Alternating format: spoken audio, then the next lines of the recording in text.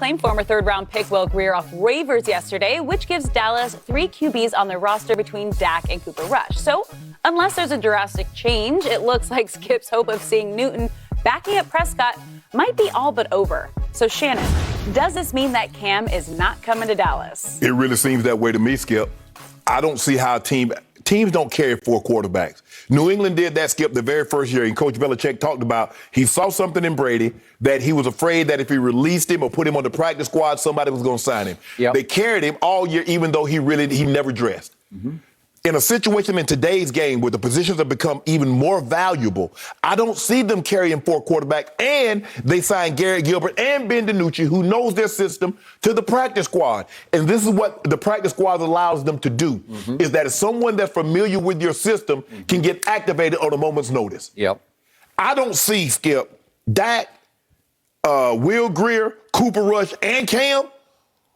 I just don't see how that happens, Skip. And I'm sorry, I know you was hoping for that. Like, look, this is a very similar offense. They have somewhat of a very similar skill set, but I just don't see it. And plus, Will Grier has a history with Doug Nussmeier. He does. So I think that had played a role in it. I do too.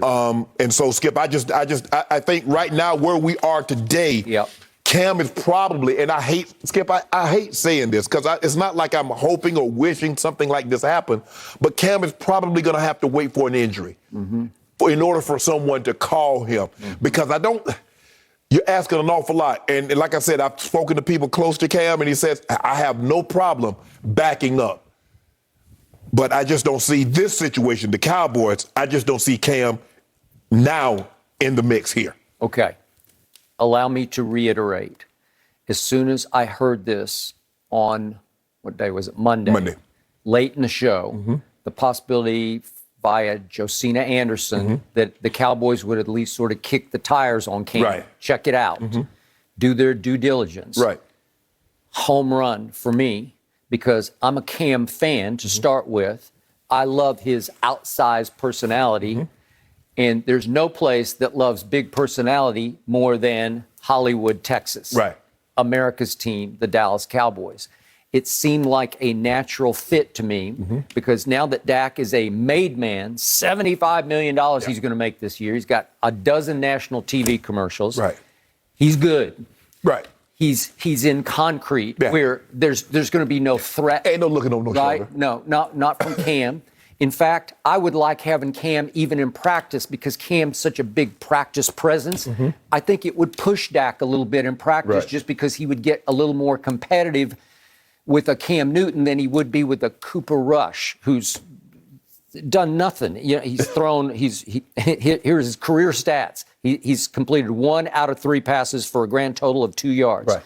But he's been in their system. He's been around them for 5 years. Yeah, it's Cooper Rush. What's that? Is Cooper Rush that high bar Jerry was talking about? That's the high bar he got it back up? Right. Well, I guess. And the problem became that Jerry had just raved on his radio show about Cooper Rush. We can do anything with Cooper Rush. That Kellen Moore is talking about, he can call any play for Cooper that he could call for Dak. So we trust him at the highest level.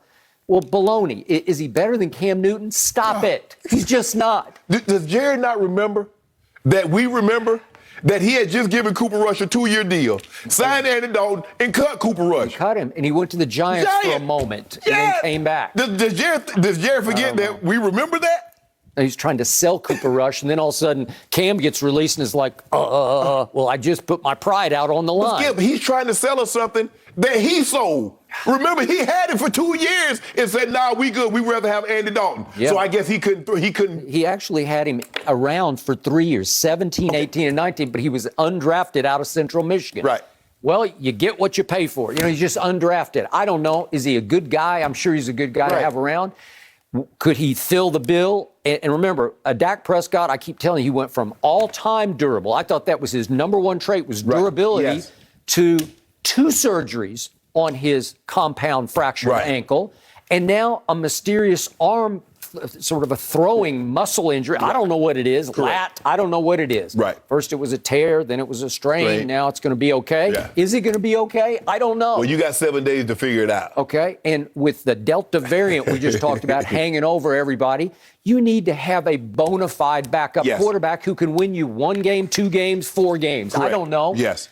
Last year, Andy Dalton was a victim of everybody got hurt. The offensive line was in shambles. He had his moments, Right. but I'll take Cam over Andy Dalton right now. The difference, Skip, is that when the offensive line broke down with Dak can make plays with his legs. He can make plays outside of the pocket.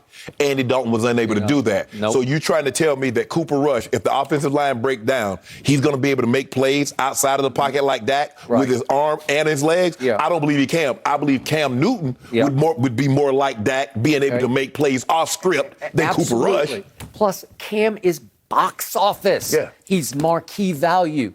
Even if he doesn't play a lick, he's just around. He's Cam. Mm-hmm. Right.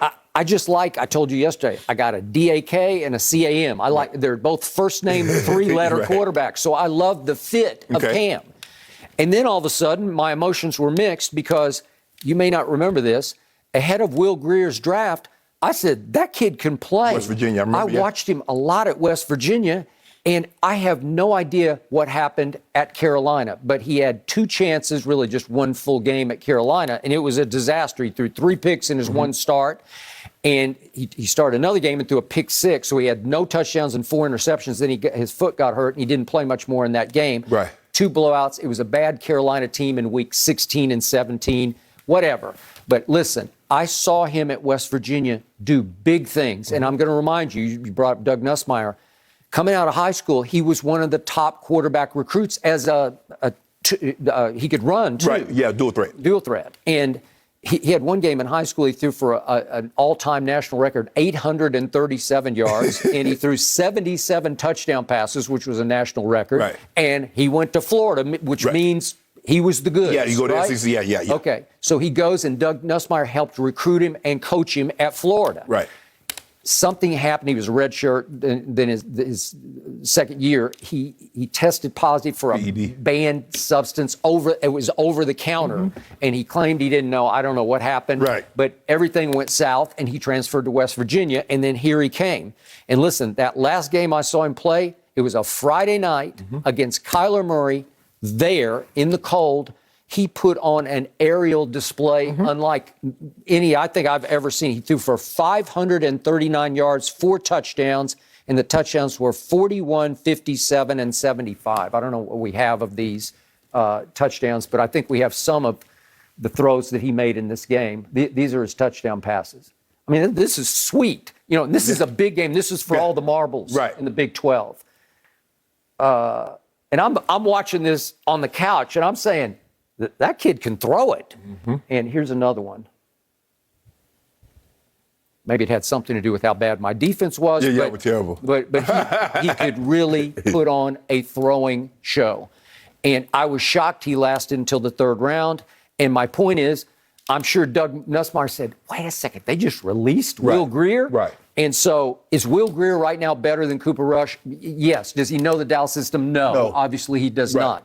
Okay, so there is one technicality of a CBA rule, and I hope I'm reading it right. I think there's a game 1 situation where if you're on a game 1 roster, your salary gets guaranteed. Yeah. Okay, so possibly, hopefully, they would wait a week on Cam to get by the Thursday night game, which would open them up to get him a little cheaper. Right.